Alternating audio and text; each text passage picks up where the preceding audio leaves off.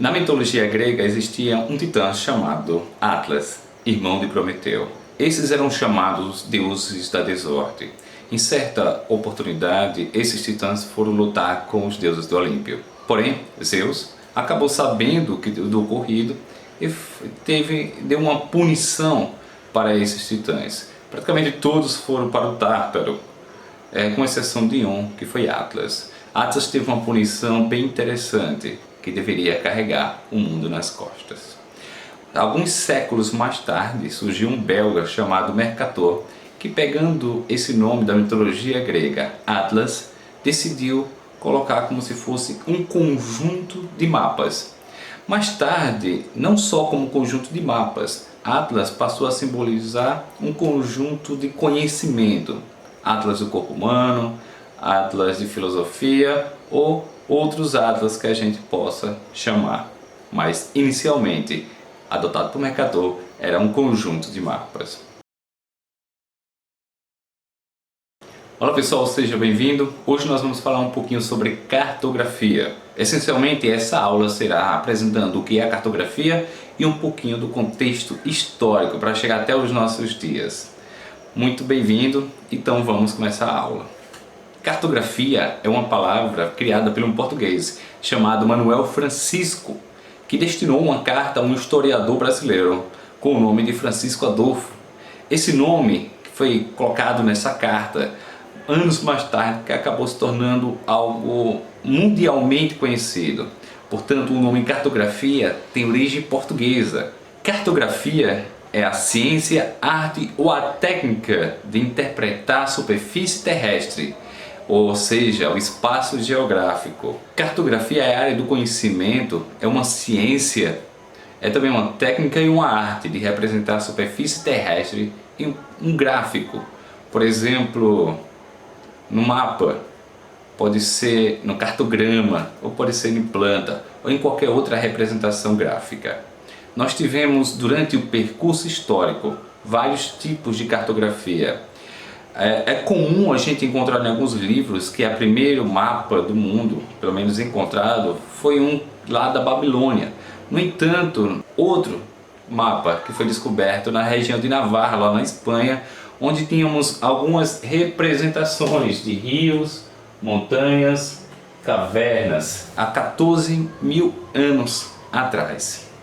Os gregos foram os que melhor aperfeiçoaram esse sistema. Começaram a colocar latitude, longitude, ou seja, usando o plano cartesiano também lá, de uma forma bem simples, mas já era bem útil naquele período. Nós temos um dos grandes nomes, é chamado também um dos fundadores da própria geografia, de Eratóstenes, ou como era chamado na época, de Beta. Beta porque a segunda letra do alfabeto grego significa que Eratóstenes ficava em segundo lugar em tudo naquela época.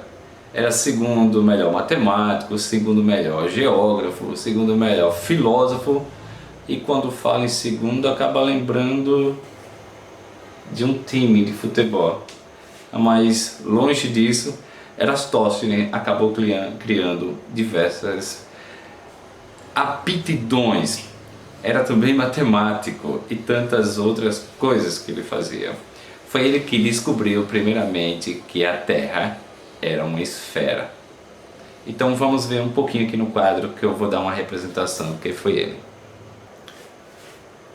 Olá pessoal, falando de Eratóstenes, ele descobriu algumas coisas bem curiosas.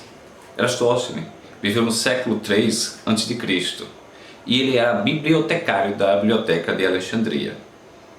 Nessa biblioteca, ele pegando um dos manuscritos antigos e começando a ler, apareceu uma coisa bem curiosa, que na cidade de Ciene, abaixo lá no Egito, mais ou menos 800 quilômetros lá de Alexandria, onde estava a biblioteca, Eratóstenes, nesse manuscrito, descobriu que no dia 21 de junho, que é o solstício de verão, lá por hemisfério norte, que um determinado local, no poço lá de Ciene, o sol, quando estava a pino, ao meio-dia, não fazia sombra lá no fundo do poço.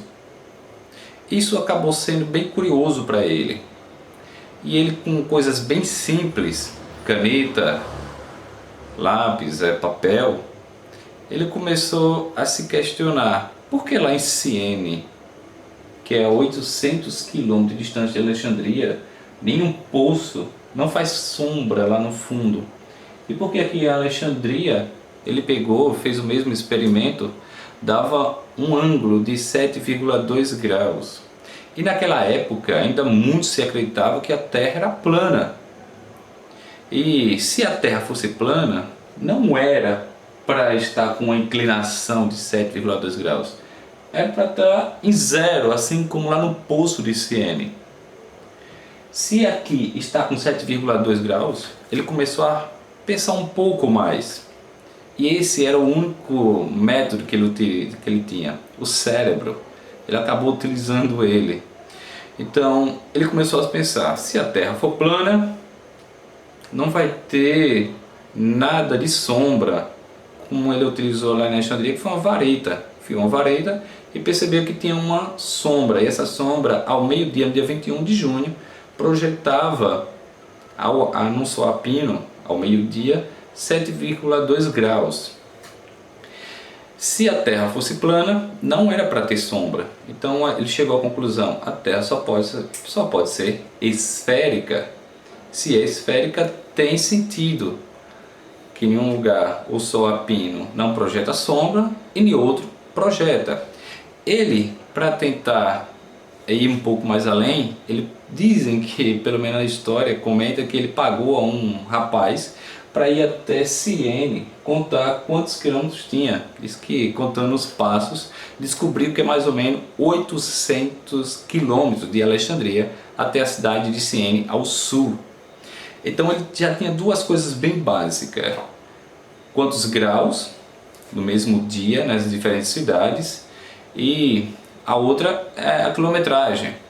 E sabendo que 7,2 graus de uma circunferência significa uns 50 avos, ele apenas fez algo bem simples, uma multiplicação simples. Multiplicou os 50 por 800, que deu um número mais próximo do que a circunferência que nós sabemos hoje aqui do planeta Terra.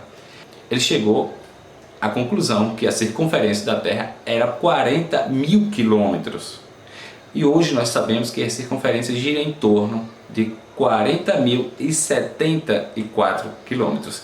Ele errou por pouca coisa, sabendo que ele só se utilizava de pouca tecnologia, só o lápis e o cérebro.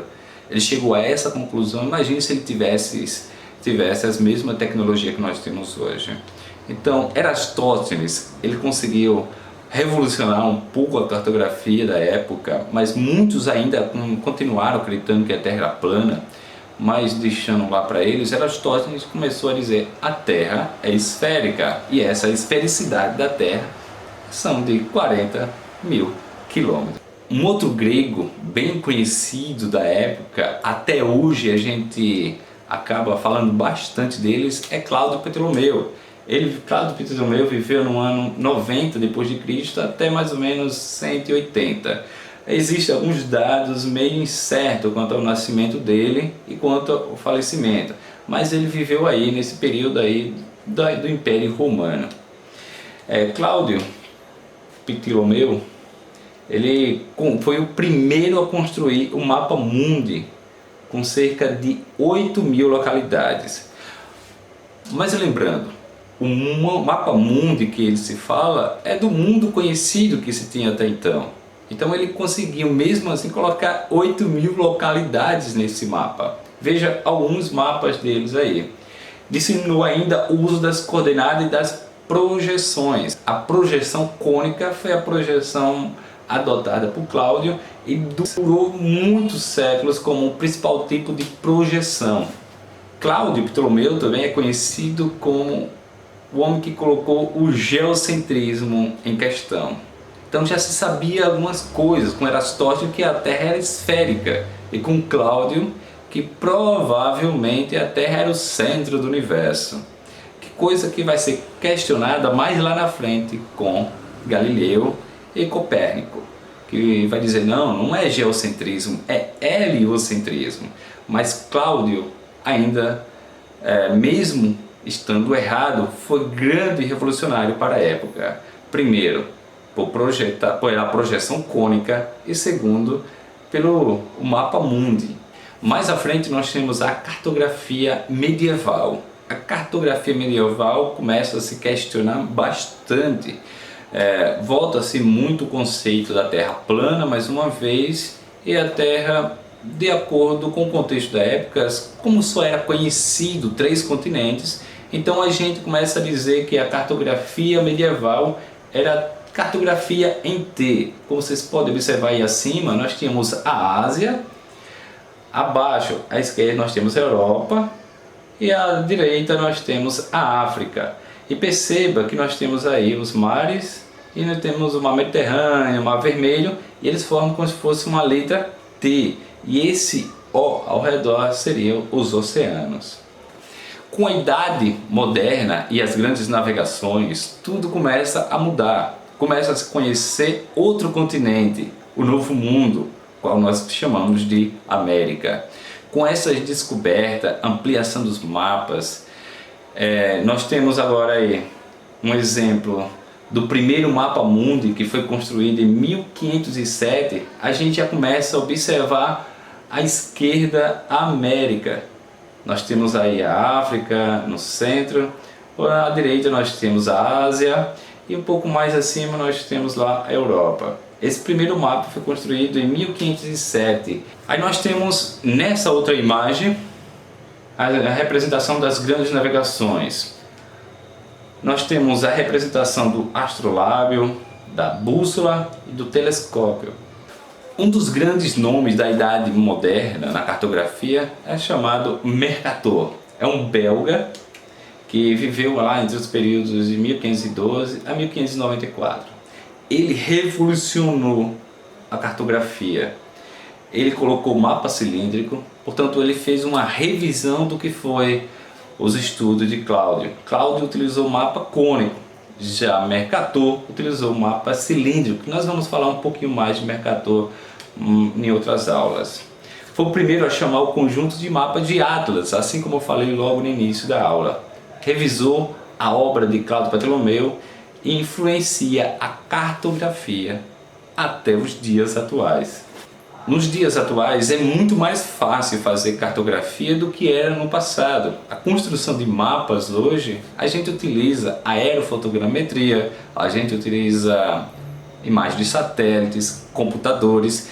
Inclusive, algum de vocês, eu acredito que todos aí, deve ter algum GPS no seu celular. GPS é ótimo para a localização dos espaços. E nós temos como exemplo aí uma imagem que está ao centro, que a gente vê normalmente nessas imagens do Google, o Google Mapa ou Google Terra.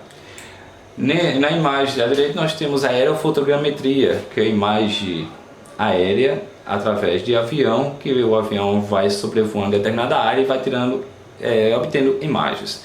Do outro nós temos a imagem de satélite, e esses satélites acabam fazendo uma varredura sobre o planeta Terra. Por enquanto é só. Essa foi uma breve introdução à cartografia, vocês aprenderam um pouco mais como foi a construção do mapa e um pouco da utilidade do mapa durante o percurso histórico. Desde lá a antiguidade daquele primeiro mapinha encontrado na região de Navarra, na Espanha, até os dias atuais com tanta tecnologia. Nunca esqueça que o objetivo da geografia é a reflexão do mundo. Até a próxima aula e fiquem com Deus.